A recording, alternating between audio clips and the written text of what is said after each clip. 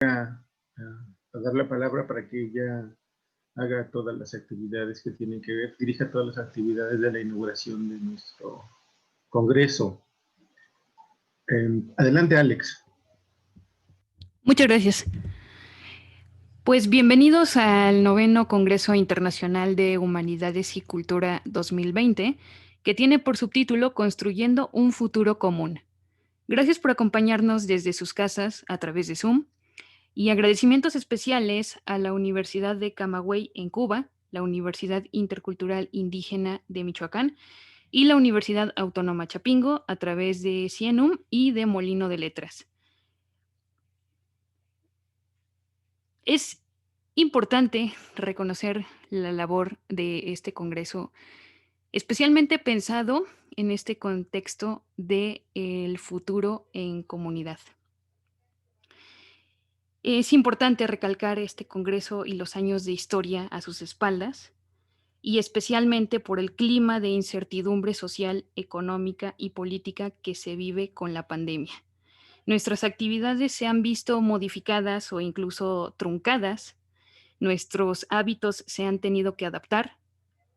Hasta nuestro Congreso de Humanidades, antes presencial, se ha tenido que trasladar a un espacio virtual para el que no muchos de nosotros ni nuestros sistemas académicos estaban preparados. En definitiva, nuestros estilos de vida se han visto trastocados y es posible que nunca volvamos a lo que conocíamos como normalidad. Es por eso que ahora más que nunca urge pensar como sociedad, como seres humanos, en nuevas perspectivas a futuro en temas como derecho a la alimentación, la educación a distancia, los entornos digitales, las perspectivas de género, la brecha tecnológica y tantos otros retos que se han sumado a los que ya teníamos antes de que el COVID asomara para recordarnos que lo único constante en el mundo es, de hecho, el cambio. A continuación, le regreso el micrófono virtual al maestro Moisés Zurita para que pueda también darles unas palabras de bienvenida a este Congreso Internacional de Humanidades 2020. Gracias. Quien dará las palabras de bienvenida al Congreso es la maestra Lavinia Espinosa. Adelante, maestra. Hola, muy buenos días. Bueno, pues buenos días tengan todas y todos ustedes. Es un gusto poder estar esta mañana aquí.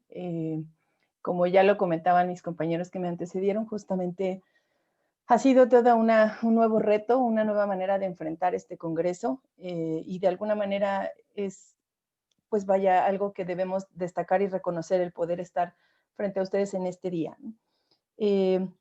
Construir un futuro común, que es justamente el tema que nos une hoy, el día de hoy, significa tender puentes, significa ver por los otros y promover una educación de calidad. Exige velar por los derechos humanos, por la igualdad de género, por la lucha de las mujeres, en donde la palabra sororidad cobre más sentido que nunca. Debemos empeñarnos en lograr una nueva solidaridad que vaya más allá de la tolerancia y transite hacia el respeto, el entendimiento.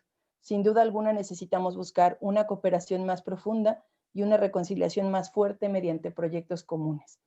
Y es justamente esta la tarea que nos conjunta el día de hoy en este 9º Congreso Internacional de Historia, Humanidades y Cultura, que nos brinda la posibilidad de construir ese espacio común, un marco de discusión, un marco en el ámbito educativo en el que nos desempeñamos y que está en nuestras manos.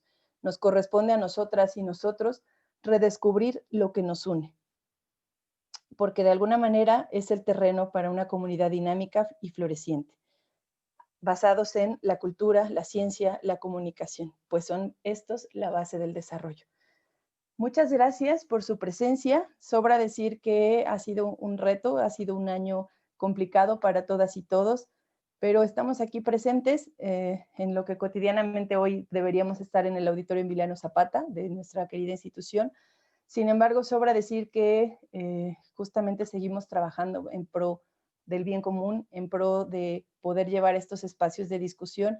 Y bueno, pues ojalá que sea muy productivo, que podamos, a pesar de la distancia, seguir conectados y poder seguir discutiendo estos temas que hoy en día cobran más sentido que nunca.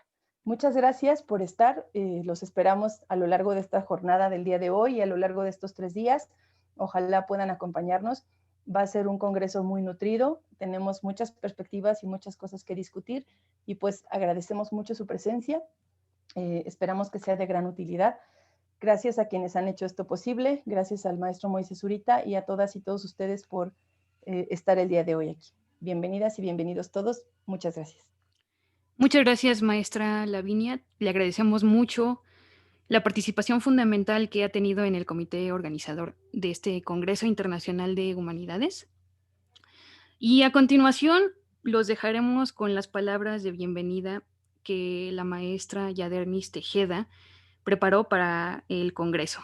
Ella es profesora de Derecho Internacional y Relaciones Internacionales de la Universidad de Camagüey, en Cuba, miembro de la Sociedad Cubana de Derecho Internacional, miembro de la Sociedad Cubana de Derecho Constitucional, presidenta del Colegio de Abogados de la Universidad de Camagüey, y le agradecemos mucho su participación.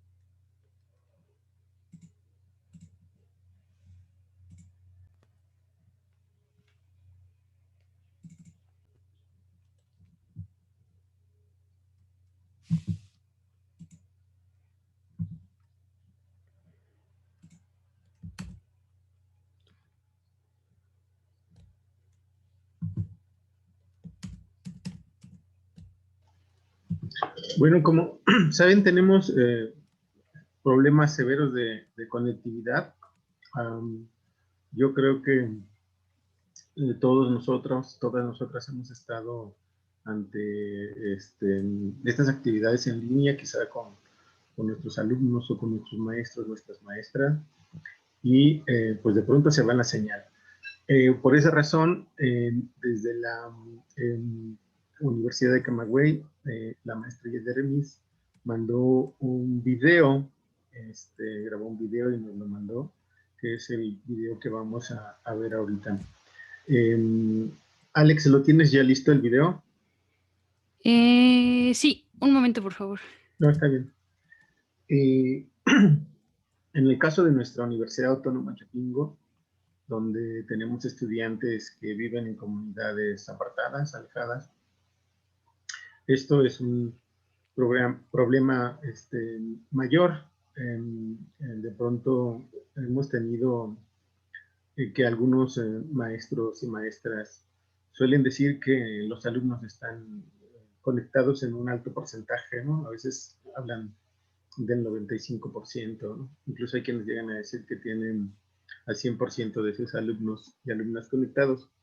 La realidad es que trabajar en tiempo real, como nuestro congreso en este momento, es muy difícil, porque pues muchas de nosotros estamos usando la internet en nuestras colonias, nuestros barrios. De pronto se satura, ¿no?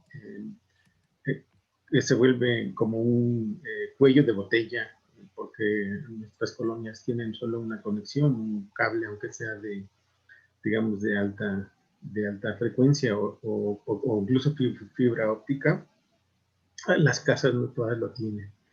Y lo que ha ocurrido con nuestros alumnos en particular, los que trabajamos en la Universidad Autónoma Chapingo, es que en algunos lugares tienen servicio, por ejemplo, de redes sociales gratuito, o sea, con un plan o con un pago de un prepago, pueden tener servicio de Facebook o de Twitter o de incluso WhatsApp.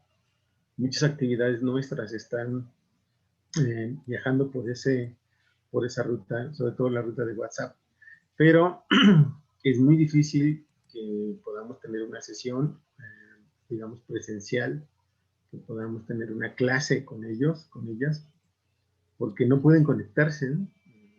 tendrían que estar pagando muchos datos si estuvieran en una sesión como la nuestra aquí en el Zoom. Bien, parece que ya tenemos la predicción. Buenos días, honorables académicos, personalidades de la cultura, directivos, participantes e invitados.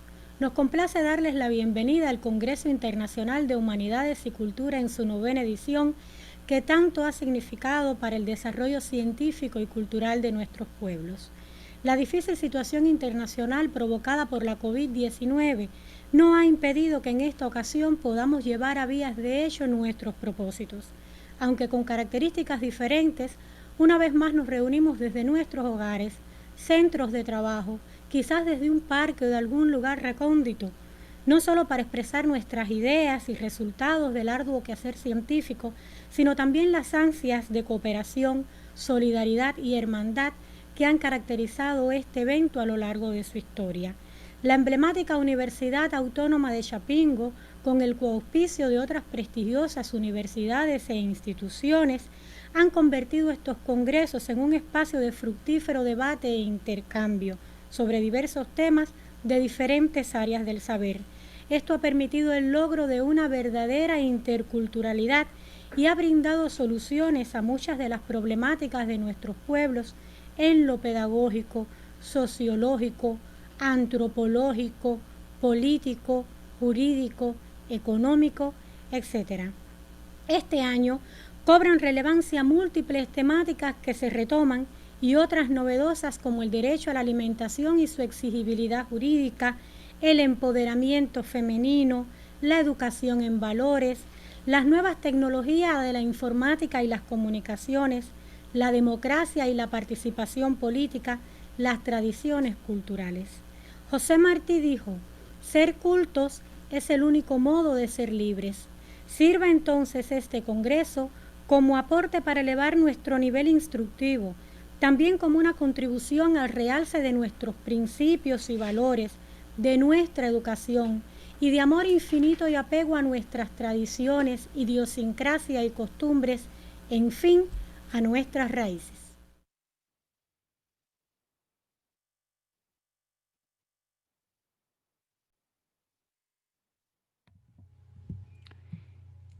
Le agradecemos mucho a la maestra por tomarse el tiempo de enviarnos este video para el Congreso. Y ahora sí, con esto ya podemos iniciar la inauguración de este magno evento. Le cedo la palabra otra vez al maestro Moisés Zurita y, por supuesto, los invitamos a quedarse porque la ponencia magistral que sigue a continuación está a cargo de la doctora María Eugenia Chávez Arellano. Y bueno, los dejo con el maestro Moisés Zurita.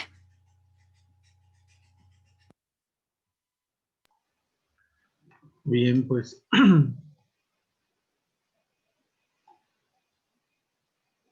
muchas gracias a todas, a todos. Es importante resaltar que pues este evento y la naturaleza de nuestro congreso tiene que ver con la participación activa de compañeras investigadoras, compañeros investigadores y que están en la mejor disposición de mostrar pues, los trabajos que han estado desarrollando. En los años recientes hemos tenido, y bueno, por años recientes me refiero a los últimos quizá 10 años, hemos tenido un giro en el proceso de difusión del conocimiento del saber o de los saberes académicos y científicos. Como algunos de ustedes más o menos saben, desde a mediados del siglo XX, quizá una década después, como por ahí por los años 60, el mundo tomó una ruta digamos que, de privatizar el saber o enclaustrar el conocimiento. Algunas instituciones académicas, sobre todo en Estados Unidos, en Inglaterra, en algunas otras partes de Europa, desarrollaron una ruta de publicaciones académicas, publicaciones científicas, revistas científicas ahora, donde los investigadores, las académicas, las investigadoras, primero desarrollaban su trabajo académico, en el caso de la Universidad Autónoma Chapingo, con fondos públicos, ¿no?, que es una institución pública nacional en México. Realizaban sus experimentos en los laboratorios, en el campo agrícola tal vez, y al final de un proceso largo de arduo trabajo terminaban con un artículo científico que era enviado a una de estas publicaciones académicas. Debían pagar para que su artículo se admitiera, y aunque es un saber o un conocimiento auspiciado por fondos nacionales, por fondos públicos, esos resultados no se podían conocer. Los usuarios, estudiantes sobre todo, que desearan ingresar a este tipo de artículos, también debían pagar para poder entrar y acceder, pese a que, reitero, era un trabajo, en el caso nuestro, con recursos públicos. Esta perspectiva se fue fortaleciendo muchísimo durante casi 50 años, pero en tiempos bastante recientes, hace quizá unos 10 años, empezó a desarrollarse con más fuerza una nueva política del saber y del conocimiento en el mundo. Esta política es de ciencia abierta, una política donde académicas y académicos estamos trabajando para poder mostrar nuestro trabajo y nuestros resultados de investigación, pero que estén al alcance de todos, que sea gratuito. Una buena parte de este esfuerzo es nuestro Congreso Internacional de Humanidades y Cultura, donde, como ustedes saben, hay una cuota de recuperación, más o menos la consideramos como estándar, es decir, lo que se pagaría en cualquier otro congreso internacional. Pero en nuestro caso, pues damos becas, ¿no? Becas que son hasta del 90%, y si son estudiantes, no importa de qué nivel, pues su participación es gratuita. Es lo que nosotros consideramos como una iniciativa que permite que aquellos que realizaron un trabajo, que ya se esforzaron y que de alguna forma padecemos mucho a veces este proceso de, digamos, de encontrar el conocimiento, tenemos un artículo y tendríamos que pagar para que lo presentemos en un evento académico. Entonces, esta es como la iniciativa. En este proceso también de ciencia abierta o de conocimiento libre, se han estado generando en varias partes del mundo repositorios institucionales de materiales científicos. Hay una iniciativa de que estos repositorios sean espacios públicos, espacios libres y gratuitos, donde uno puede encontrar un poco por institución. O sea, cada institución académica tendría que construir un repositorio de ciencia abierta, un repositorio público. En el caso de Chapingo, donde estuvieran todas las tesis que se están generando de los 3 niveles de estudio, de licenciatura, de maestría y de doctorado, y que se encontraran también ahí, por ejemplo, los artículos científicos que se han generado en nuestra universidad, y además que hubiera de forma libre y se pudieran descargar pues, libros que se están haciendo. Esta es como la iniciativa. Hay en México como un repositorio nacional que está coordinando con CONACYT. Chapingo tiene su propio repositorio que se está construyendo, y a través de este repositorio de Chapingo ya pueden hacerse búsquedas a través de la referencia, que es una red de repositorios latinoamericanos, varias universidades del sur están ahí trabajando, entre ellas, por ejemplo, Brasil. Entonces, hay varias instituciones académicas latinoamericanas que están en esta ruta de hacer el conocimiento y la ciencia abierta. Y además en Europa hay otras instituciones académicas que siguen esta ruta. Ellos tienen una red que se llama OpenAIRE, donde pueden buscarse artículos científicos, tesis, todo el material de conocimiento que se está generando en los últimos años y, reitero, de forma gratuita. Por último, quizá la parte que nos toca a nosotros en estos días de reflexión en nuestro Congreso, pues tiene que ver con este año en el que vivimos en pandemia y que muchas de nosotras, muchos de nosotros hemos estado siguiendo notas periodísticas de lo que ocurre en relación a la pandemia, muy interesados, me imagino, todas y todos en el asunto de la vacuna. Y quizá algunos de nosotros, algunas de nosotras hemos visto cómo se ha ido desarrollando el flujo del saber o el flujo del conocimiento. En diciembre pasado, que se conoció el asunto de la pandemia en China, se han hecho seguimientos sobre la información, el flujo de la información, y cada una de las investigadoras y de los investigadores en cuestiones médicas o cuestiones de salud, incluso estadísticos o matemáticas, elaboraron trabajos académicos o científicos sobre este coronavirus. Y lo interesante es que lo estuvieron poniendo de libre acceso, sus resultados y sus avances de libre acceso. Entonces, uno podía tomar datos de los académicos franceses, alemanes, argentinos, chilenos, mexicanos. Entonces, hemos visto una colaboración entre naciones, una colaboración entre instituciones y también entre personas, que me parece a mí que este año, desafortunadamente la pandemia nos obligó, pero es un año en el cual la parte horizontal del saber me parece que se ha ido fortaleciendo y que seguiremos pues en esta ruta. Bien, vamos a dar por inaugurada ya esta actividad.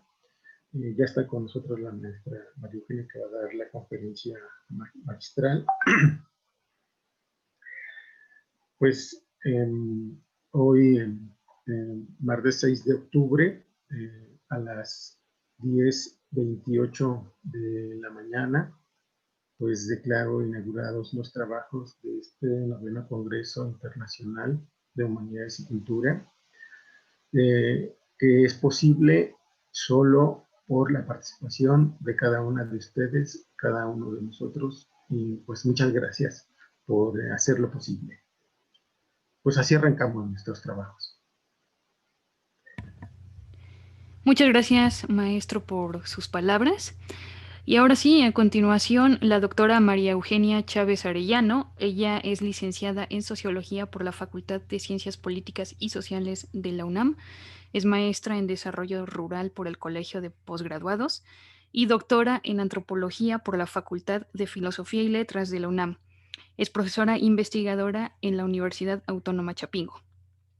Y nos presenta su ponencia, El privilegio femenino de dar de comer al mundo.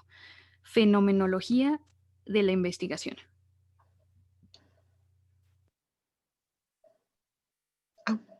Bueno, buenos días a todos. Espero que sí me escuchen bien. Bueno, para comenzar, quisiera yo agradecer al equipo organizador por invitarme a participar en este importante evento, especialmente a la maestra Lavinia y al profesor Zurita por su deferencia, ¿no? Resulta, bueno, quiero decir que resulta doblemente... No te entendí. ¿Puedes repetir? Sí, perdón. Resulta doblemente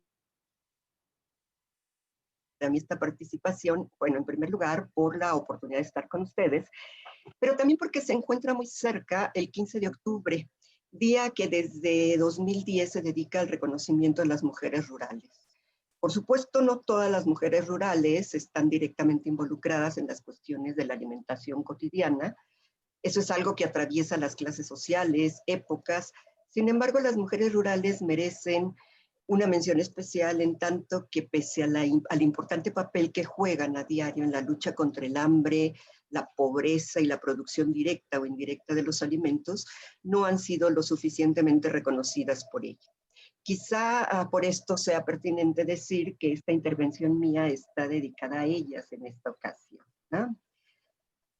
Dicho lo anterior, quiero comenzar diciendo que señalar que dar de comer al mundo es un privilegio femenino resulta sin duda una afirmación polémica, puesto que contiene dos concepciones opuestas de lo que es la condición femenina. Por un lado, una concepción socialmente reconocida y asumida históricamente de que las mujeres por su condición de género llevan en su naturaleza o en su esencia una inclinación innata para realizar mejor ciertas tareas, usualmente tareas desplegadas en el ámbito de lo privado, del hogar, de la transmisión de valores o de la reproducción social como algo propio de su sexo.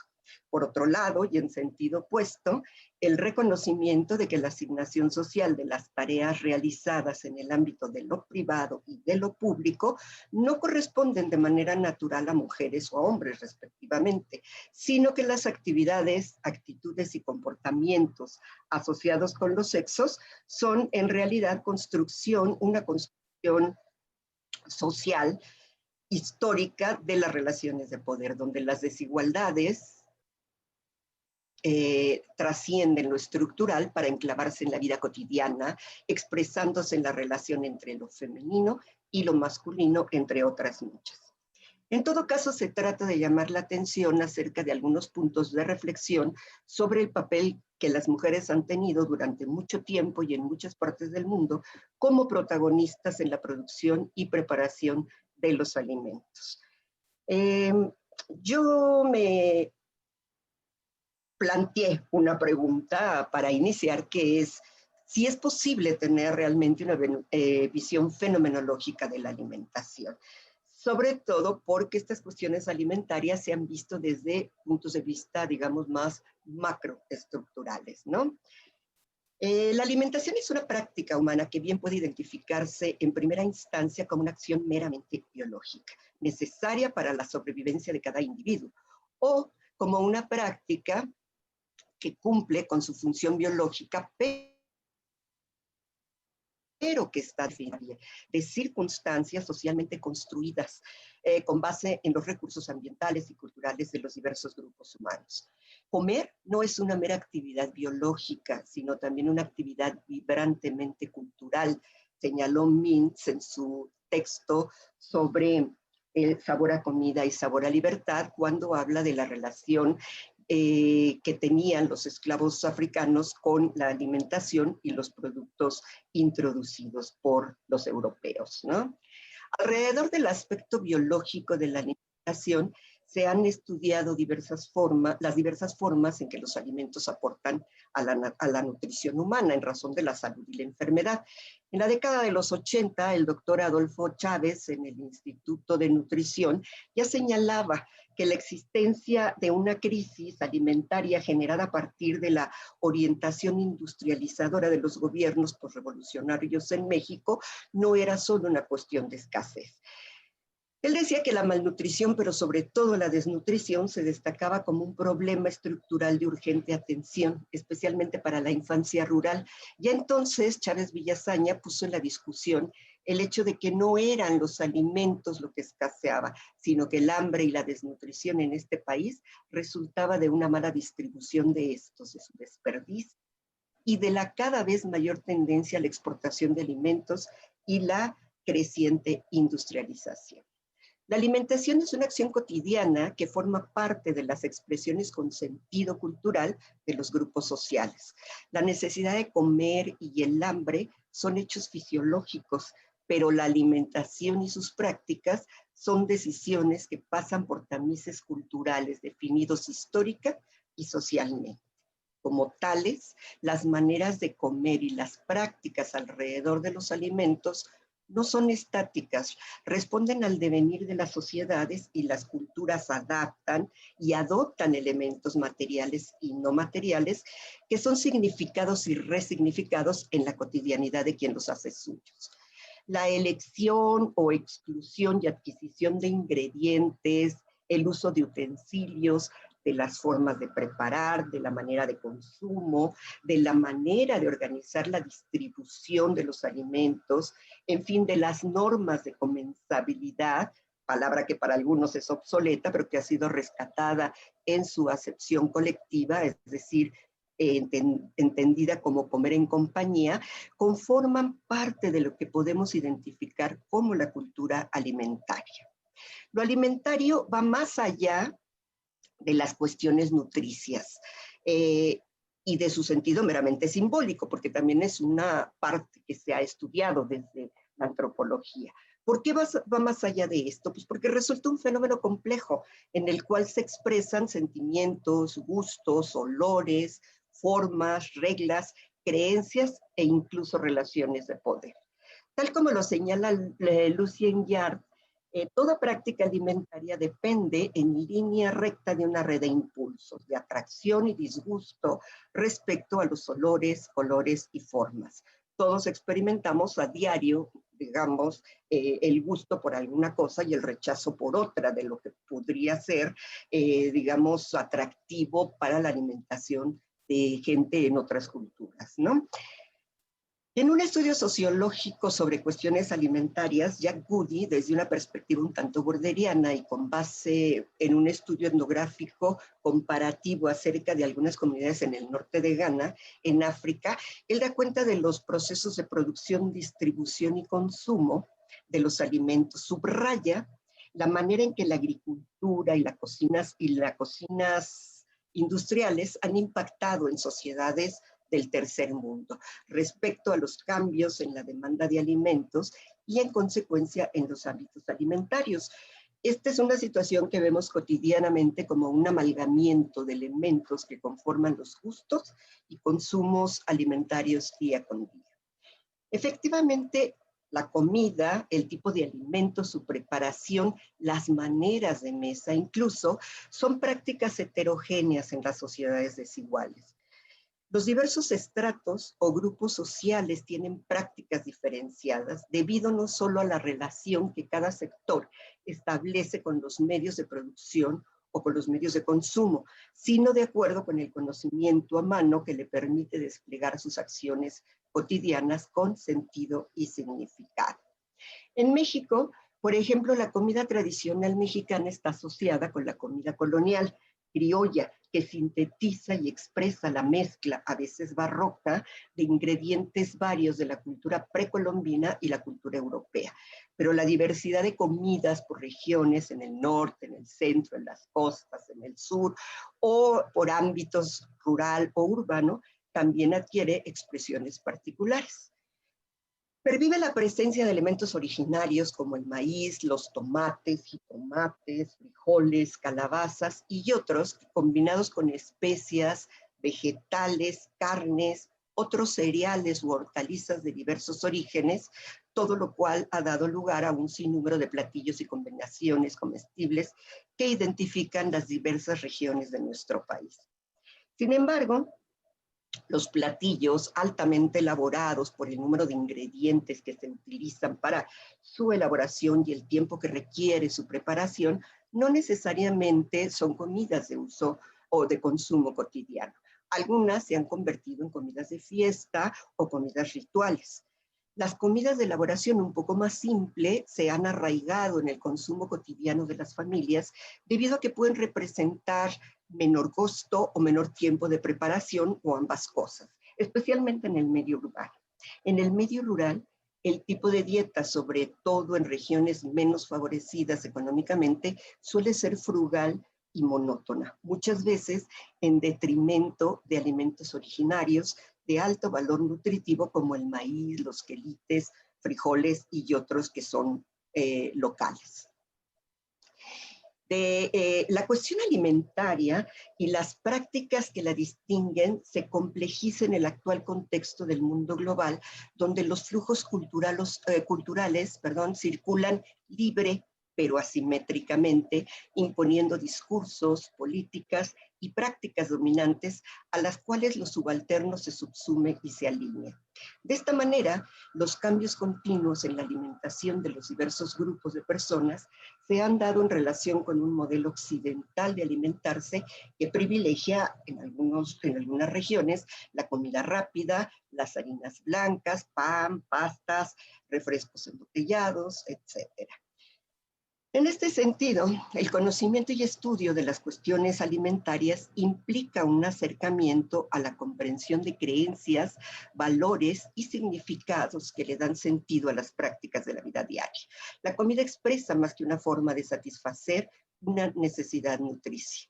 La diversidad de estudios sobre el tema alimentario desde diferentes disciplinas y posiciones teóricas ha demostrado que la alimentación no puede ser abordada de manera unidimensional, ya que independientemente de una forma esencial de satisfacer una necesidad primaria, está rodeada de elementos que la convierten en una expresión cultural, en relación con las preferencias de la gente hacia lo que comer o los significados que a los alimentos les son otorgados. Uno de los elementos identitarios de las culturas se erige justamente sobre la base de sus comidas. Existen distintivos locales, regionales o nacionales que se asocian con la práctica de la alimentación y que le imprimen a cada sociedad características particulares, socialmente reconocidas e incluso atractivas. En este sentido, abordar las formas y comportamientos alimentarios obliga a pensarlos como expresiones culturales que se despliegan en la vida cotidiana, que responden a conocimientos, creencias y prácticas con sentido y significado.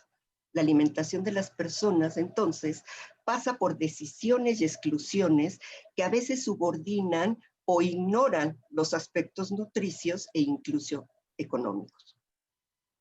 En la época actual, cuando las formas de consumo altamente estandarizadas también han alcanzado las formas de alimentación, me parece que resulta relevante identificar prácticas locales y con una buena dosis de tradición.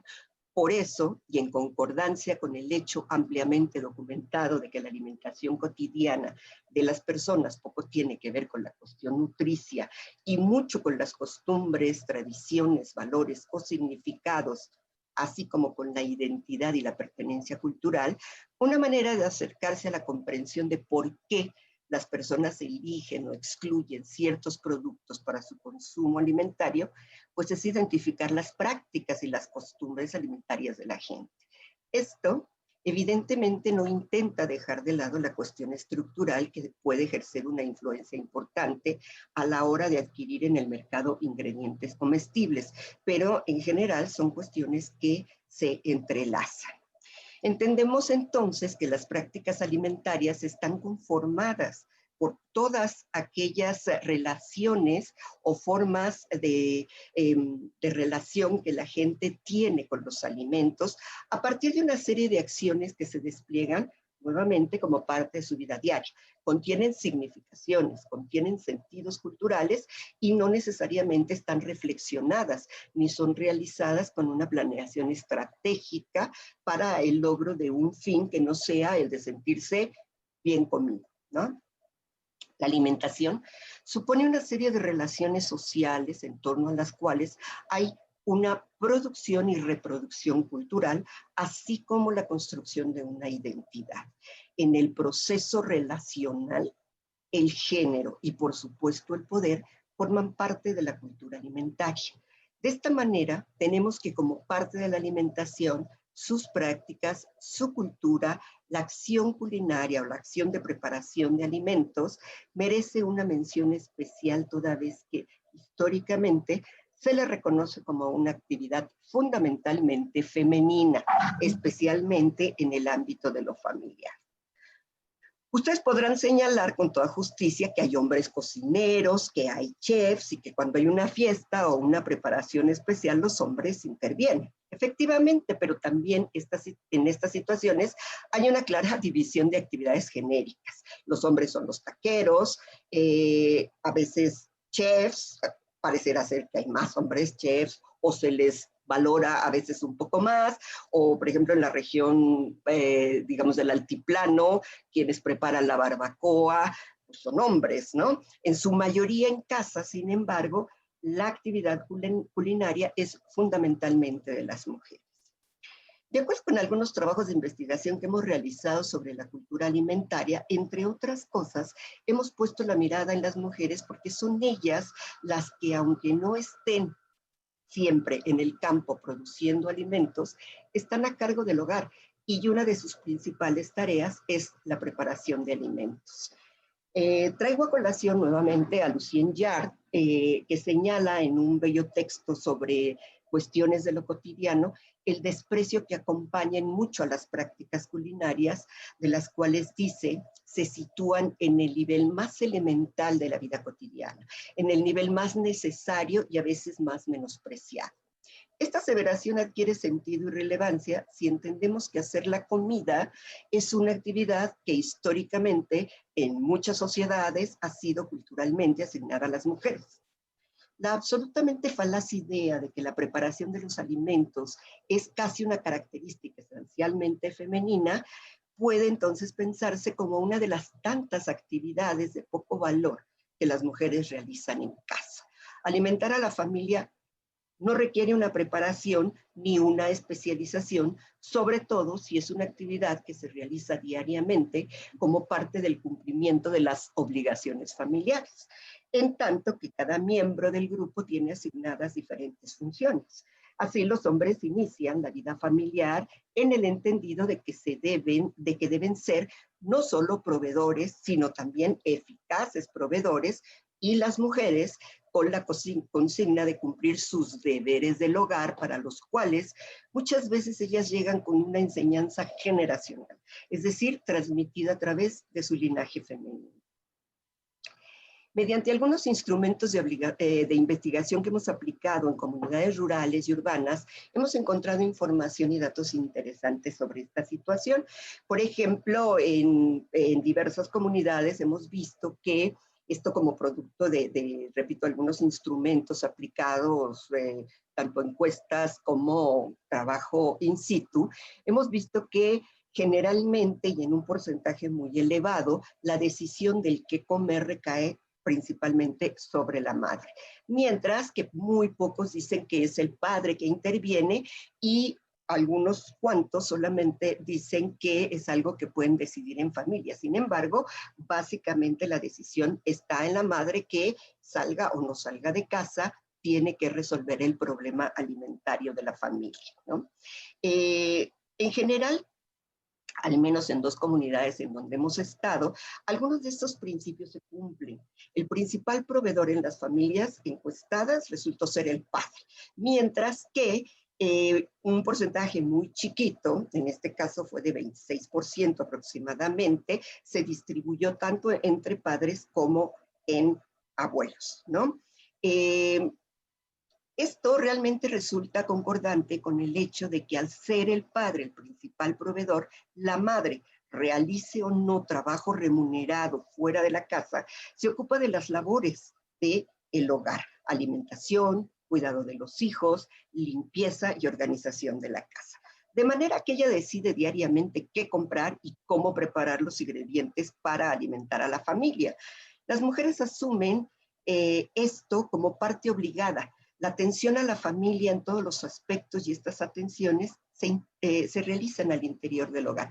Son actividades del ámbito privado, que es un espacio privilegiado para el despliegue de las tareas femeninas: el cuidado de los hijos, del esposo, la limpieza de la casa, la preparación adecuada en tiempo y en tiempo de la alimentación de los miembros de la familia, pues pasan por la sanción social en un espacio íntimo que, si no se mantiene de acuerdo con la expectativa de los demás, padres, suegros, esposos, hijos, etcétera, puede causar críticas severas.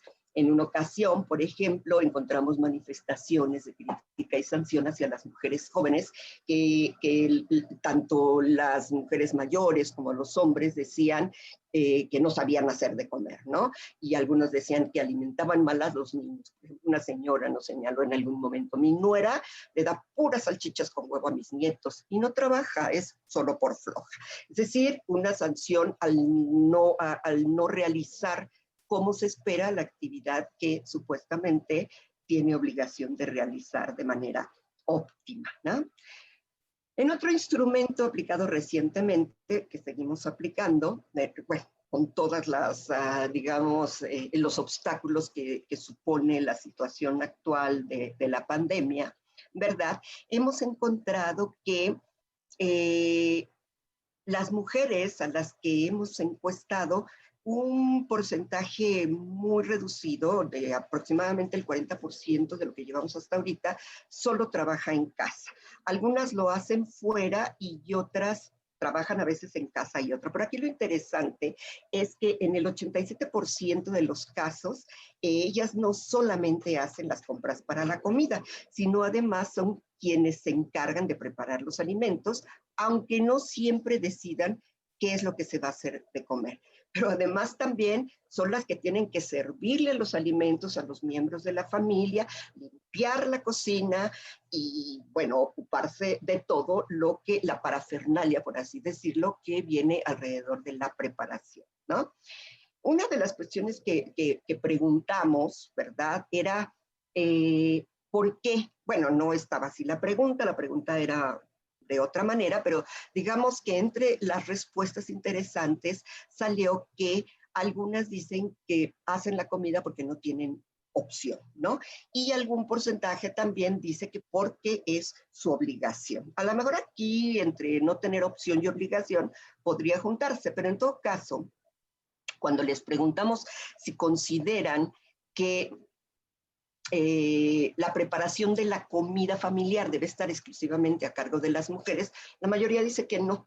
Cree que los hombres también deben hacerse cargo. Sin embargo, consideran a su vez que ellas tienen mayor facilidad para la comida, ¿no? Algo también curioso que resultó es que 63% de ellas dice que disfrutan esta actividad. Yo considero, por supuesto, que esta respuesta es auténtica, ¿no? Sin embargo, valdría la pena reflexionar sobre lo que significa disfrutar las labores del hogar, sobre todo si entendemos que esto también es una condición socialmente construida del ser mujer y que corresponde con la exaltación de los valores más tradicionales de la cultura patriarcal. No quiero decir que no tengamos que disfrutar hacer algo en la casa, pero ¿por qué no lo disfrutamos por igual hombres y mujeres? En fin, como mujeres hemos sido enseñadas a disfrutar lo que como sociedad se nos ha mandatado a hacer: desear, tener, cuidar hijos, hijas, atender y cuidar esposos o parejas, a los viejos, a tener la casa limpia y presentable, hacer para otros y sentirnos realizadas por ella. No está permitido poner en duda que esto sea lo que se debe hacer. Antes bien, quien no lo hace es juzgada. Quizá es el conocimiento generalizado, pero no está de más señalar cómo este tipo de estereotipos siguen presentes y vigentes. En las redes sociales, por ejemplo, bueno, yo, bueno, ya entro muy poco a Facebook, pero de pronto resulta interesante ver algunos posts o memes, como les dicen por ahí, en donde, bueno, ponen, no sé, uno recientemente que vi, ponen a la foto de una casa así toda tirada, horrible, y al lado ponen el de una chica que está toda despampanante viéndose, y aquí el juicio es, pues sí, muy arreglada, pero tiene su casa hecha un mugre, ¿no? Entonces, ¿qué es lo que se espera de ella? Se esperaría que estuviera mejor dedicada a la casa y no que se peinara y se bañara. O, por ejemplo, uno que recientemente me encontré en donde decía algo así como que un hombre que cocina es maravilloso, ¿no? Pero uno que no sé qué cosas hace también, pues no tiene precio. O sea, exaltando, digamos, en los varones una actividad que tendría que ser compartida o que no tendría por qué ser exaltada porque no es exclusivamente de esencia femenina, digamos, ¿no? En fin, este tipo de cuestiones que tienen que ver con la, digamos, acción esencial o actividades esenciales que se consideran femeninas, pues es algo que tendríamos que reflexionar, ¿no? Pero me gustaría pasar ahora a una parte también muy interesante y que yo señalaba al principio de la conversación, que es sobre las mujeres rurales y la producción de alimentos, ¿no? Me parece que algunos datos se hacen necesarios para dar cuenta de la presencia, exclusión e inclusión de las mujeres rurales en la tarea central de la producción agropecuaria y de qué manera se muestra su presencia y circunstancia. A nivel mundial, una autora que se llama Mar Hidalgo señaló hace algunos años que la situación y papel de las mujeres en el medio rural dependía de la región geográfica, de la clase social, de la edad y de la etnia. Sin embargo, en el medio rural usualmente las mujeres tienen mucho en común, ¿no? Se encargan de tareas domésticas, como la recogida del agua, la leña, cuando es el caso, realizan tareas agrícolas, ganaderas, además venden los excedentes de sus cosechas en los mercados locales, se encargan del cuidado y la educación de la familia, y también desarrollan un papel clave en la ganadería, pesca y silvicultura, ¿no? Además, bueno, debido a la migración masculina, muchas de ellas están asumiendo mayores responsabilidades y tareas en el área rural. En 2016, con base en la encuesta nacional de los hogares, se identificó que la población del país era aproximadamente de 122 millones de personas, ¿no? 23% de estas, es decir, más o menos 28 millones, estaban en las zonas rurales. Y de estas, 104 mujeres por cada 100 hombres que se localizaban en las zonas rurales, pues se encontraban en situación de pobreza, concentrándose especialmente o específicamente en estados como Veracruz, Chiapas, Oaxaca o el Estado de México, ¿no? El Consejo Nacional de Evaluación de Política de Desarrollo Social, Coneval, indicó que en 93.5% de las mujeres rurales se hallan en condición de vulnerabilidad a no tener acceso a la educación, salud, seguridad social. Y aún así, la FAO ha reconocido el importante papel que las mujeres tienen en la lucha contra el hambre y la pobreza. No obstante, este reconocimiento, las mujeres se enfrentan a factores sociales, culturales e incluso climáticos que las hacen más vulnerables. Veamos por qué. Ciertamente los campesinos, varones y los pequeños agricultores también se enfrentan a limitantes importantes en términos estructurales. No obstante, las mujeres campesinas sufren estas limitantes de manera más aguda por la brecha de género que, nos guste o no, sigue estando presente a pesar de las políticas de inclusión que se gestan en lo internacional y se tratan de instrumentar a nivel nacional o local. Algunos ejemplos bastan para ilustrar esto. No siempre se tiene el mismo acceso a la propiedad de la tierra, a ingresos económicos o al ejercicio total de los derechos. Sus jornadas diarias suelen ser más largas que las de los varones, porque además están con el trabajo doméstico, el cuidado de los niños, de las niñas, de los ancianos, de los enfermos y el acarreo, como habíamos señalado hace unos segundos, ¿verdad? Del agua cuando es el caso, de leña, etcétera. Cuidan huertos cuando los hay, ¿no? Toda esta combinación de actividades les reduce el tiempo, entre otras cosas, para participar en actividades de representación social o liderazgo, si es que fuera el caso, ¿no? Pero no siempre esto es posible.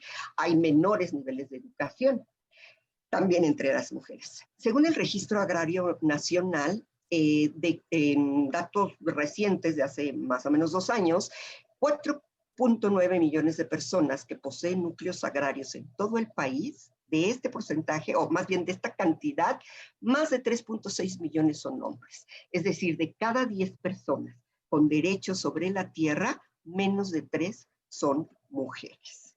En un trabajo que realiza Greenpeace, reporta con base en datos de la Procuraduría Agraria de 2019 que aunque las mujeres representan más de la mitad de la población del campo, un poquito más del 50%, solo la cuarta parte tiene derecho sobre la propiedad social, ya sea ejidos o tierras comunales.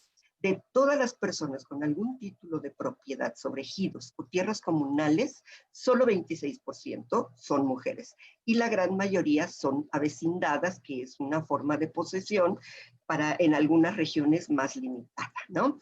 Otro dato también que se reporta es que las mujeres acceden a las parcelas a edades ya muy avanzadas, porque según los reportes o los registros que hay en la Procuraduría Agraria y en el Registro Agrario Nacional, 63% de las ejidatarias rebasan los 50 años de edad. Lo que sucede es que en muchas ocasiones esto es resultado de la viudez, del abandono de los hombres o de la migración masculina, ¿no?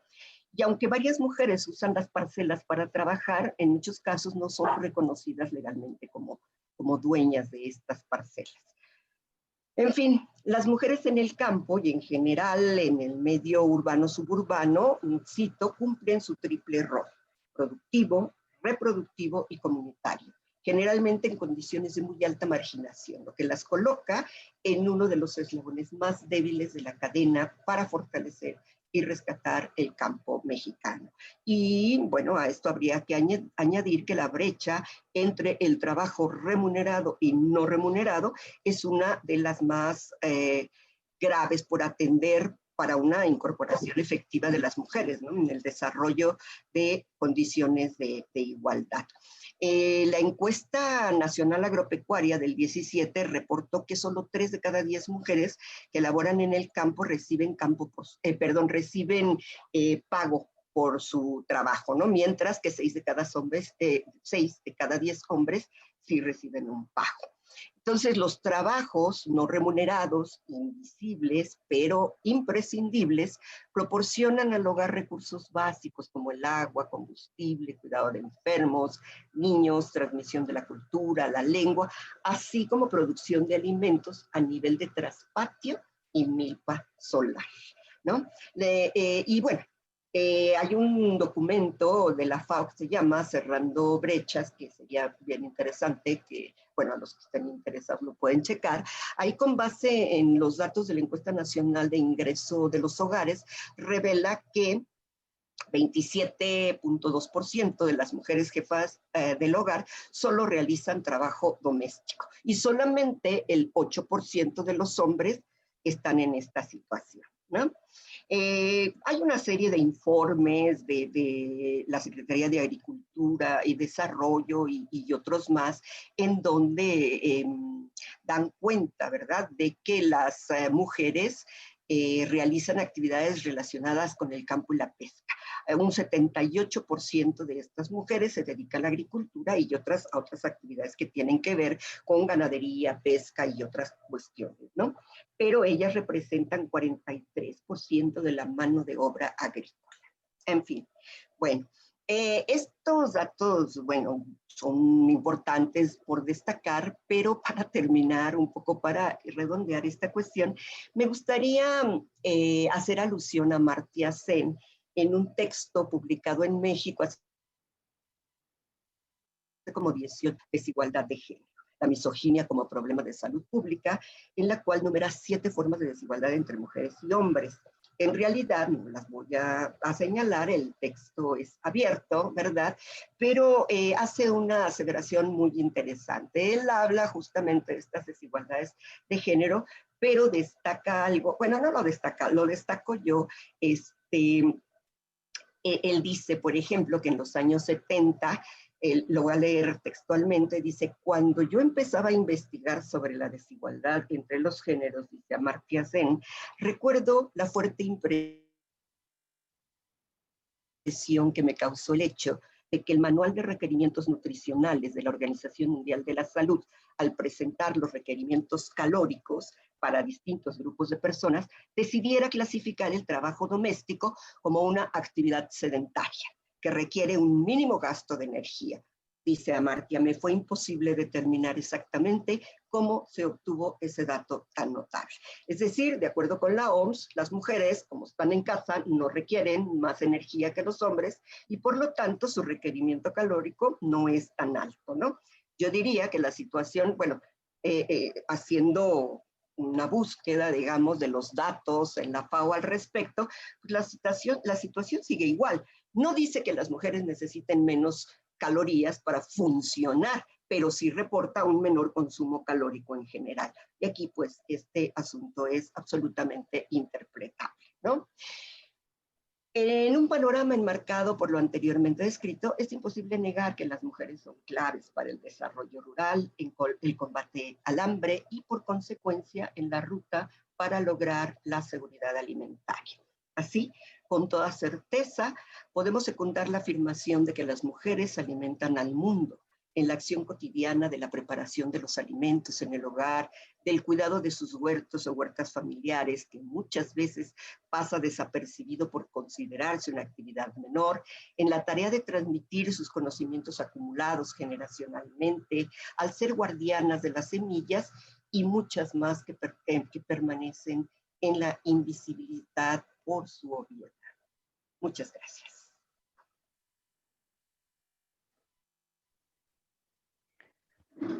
Muchas gracias, doctora María Eugenia. Sin lugar a dudas, nos plantea un tema por demás interesante y prioritario. Estaba tratando de recordar, creo que en la Conferencia Mundial de 1975 se señaló la importancia del fomento o del empoderamiento a las mujeres rurales y justamente dentro del ámbito de la agricultura y de la alimentación.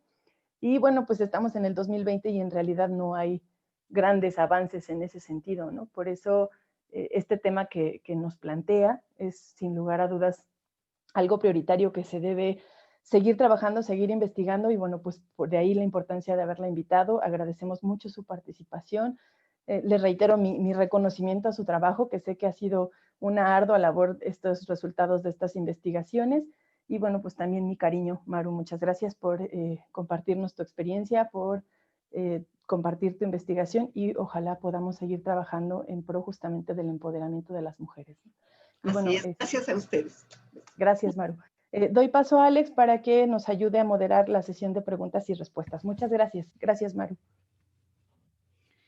Muchas gracias. Pues aquellos que tengan algún comentario, alguna duda, por favor, si quieren hacerlo a través del micrófono, levanten la mano vía Zoom o en este momento voy a habilitar el chat para que puedan comunicarse.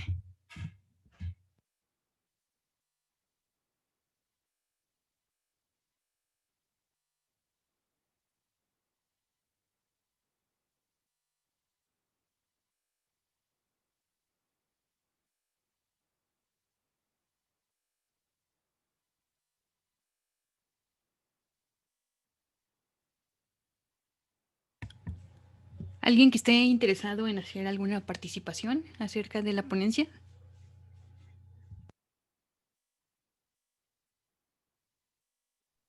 Alex, yo tengo una pregunta, digo, ya que no hay más, ¿puedo hacerla? Adelante. Gracias. Maru, solamente es como si nos pudieras compartir un poco de cómo ha sido esta experiencia. Tengo entendido que has entrevistado a varias mujeres. Si nos pudieras compartir un poco de ello, de cómo fue esta experiencia de trabajar con ellas, de las cosas que dicen, cómo perciben ellas su realidad en torno a esta cuestión de la alimentación y qué... Vaya, sí hay como un reconocimiento. Lo pregunto porque yo recuerdo cuando trabajé con mujeres en comunidades rurales en temas de violencia, muchas de ellas no reconocen, ¿no?, la violencia, no, ni siquiera logran visibilizarla. No sé si sea el mismo caso en cuestiones de la alimentación. Esa es mi duda. Si nos pudieras compartir un poco de cómo ha sido esta experiencia. Gracias. Sí, Lari. Mira, como yo señalaba en la plática, bueno, en la exposición hace ratito, las mujeres estamos acostumbradas a realizar una serie de actividades como por mandato social, ¿no?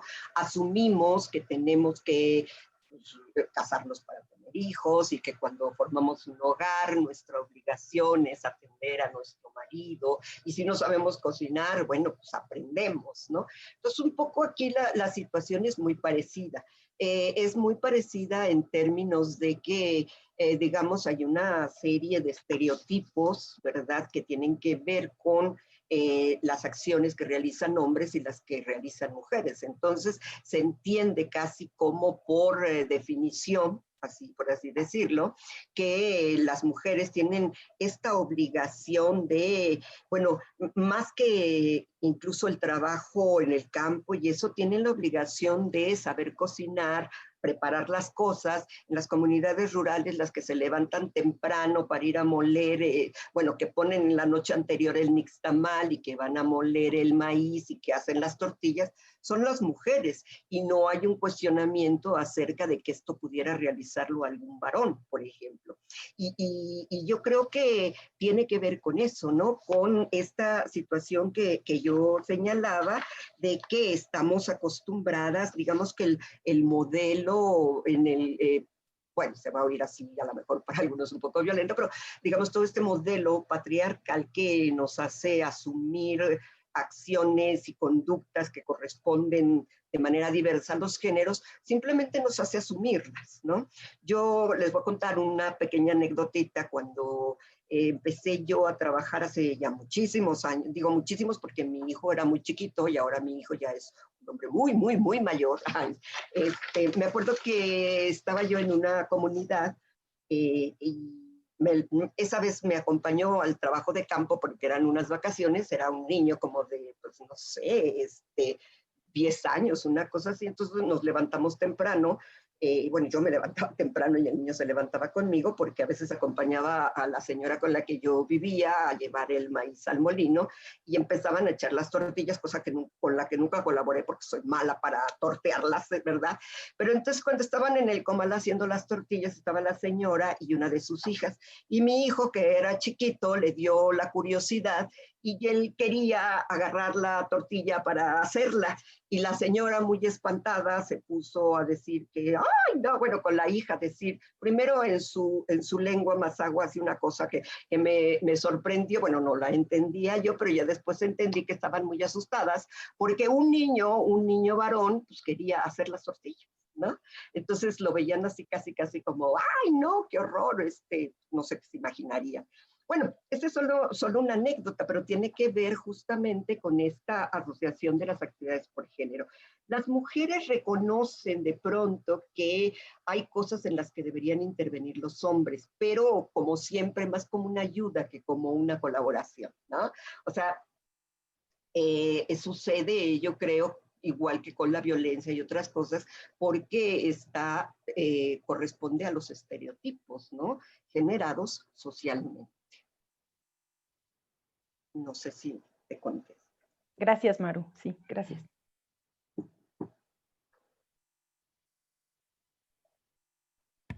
Ok, en este momento tenemos a Mafaldo que quiere intervenir.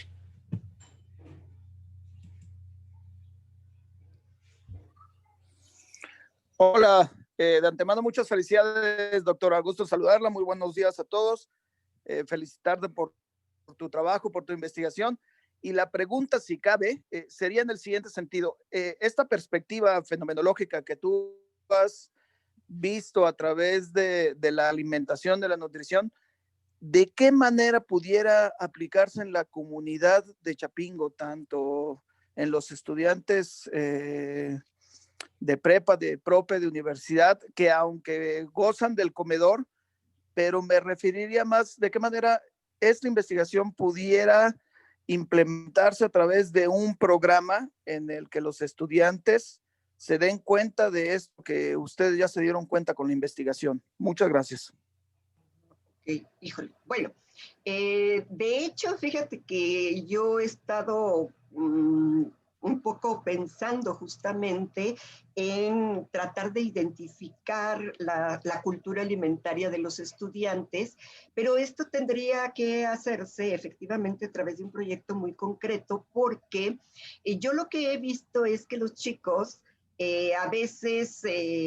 una cosa es que se les proporcione la alimentación allá y la tienen que consumir porque es lo que hay, pero también he visto que en muchas ocasiones los chicos en Chapingo no les gusta lo que se les ofrece por justamente una cuestión que tiene que ver con lo cultural, ¿no? Hay gente que no está acostumbrada, por ejemplo, a comer no solamente el tipo de alimentos que se les puedan proporcionar, sino las grandes cantidades.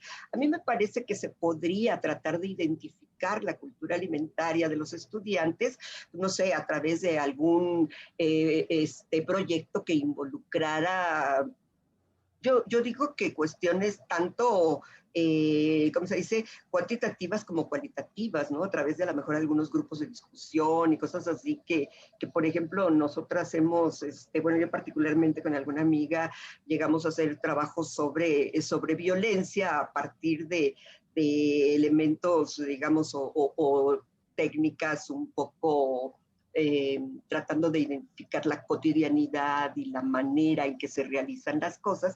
Yo creo que se podría, Mafalda, yo creo que incluso es una tarea pendiente, ¿no? Porque sí resulta interesante no solo ver cómo los chicos a veces reaccionan a la comida que se les proporciona en los comedores, sino cómo a veces, bueno, ellos dicen que es por la prisa entre clases, pero cómo hacen un consumo tremendo de alimentos poco nutritivos. Y bueno, aquí no es que vaya yo a criticar a la cafetería, por ejemplo, de prepa o a los puestos que hay por acá y por allá, ¿no? Pero de pronto los chicos consumen mucho estas cosas, ¿no? Y ellos siempre dicen, bueno, yo a veces platico con ellos y ellos dicen que es porque no les da tiempo entre clases o no tienen tiempo de ir a hacer la tarea y comer. Las dos cosas no se puede, pero lo cierto es que en realidad los niños a veces supongo que tiene que ver también con la edad, ¿no?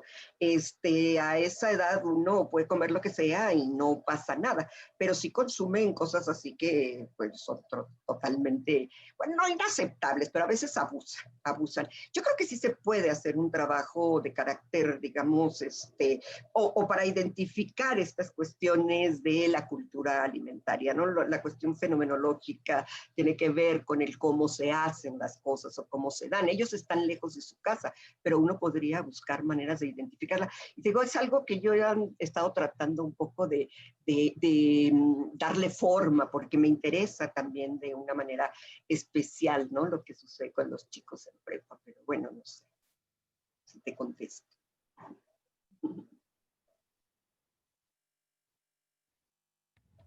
Muy bien, pues ¿alguien más tiene alguna participación?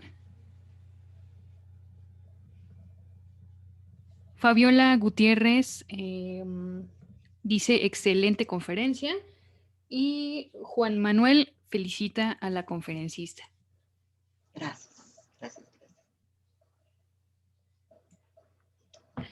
Todavía tenemos tiempo para un par de preguntas si alguien tiene alguna. No encuentro mi manita aquí en el cel, pero ¿puedo comentar algo más? Sí, adelante. Gracias, perdón.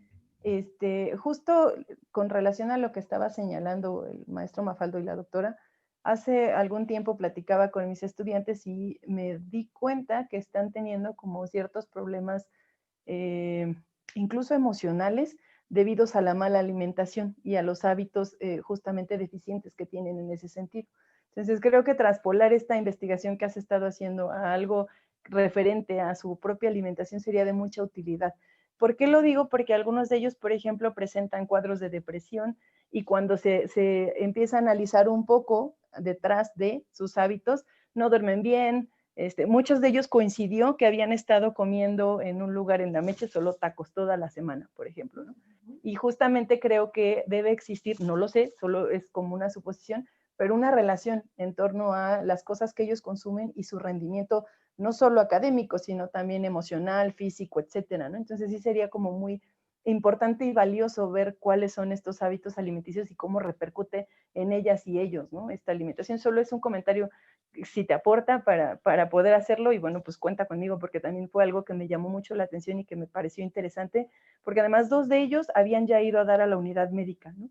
Ah, caray. Justamente por problemas ya como de salud, de presión, o sea, presión arterial, y son muy jovencitos, ¿no? Entonces ellos lo achacaban a cuestiones de estrés, pero cuando empecé como a indagar en algunos aspectos, mucho tenía que ver su alimentación, ¿no? Que habían estado comiendo muchas grasas, nada de nutrientes, etcétera, ¿no? Y no tomaban suficiente agua, entonces creo que sería muy útil poder hacer una investigación en este sentido, ¿no? Nada más, muchas gracias. Para que regresemos, Lavi, hay que entrarle. Yo creo que hay mucho por hacer también por ahí. Fíjate. Es una parte muy interesante. Sí, de acuerdo, cuenta conmigo. Va. Gracias. Esperemos pronto regresar, ya extrañamos. Ojalá, ojalá que sí. Sí, caray. Ok, entonces Josefina nos dice: doctora, muchas felicidades por abordar estas temáticas tan importantes en el desarrollo de nuestra sociedad.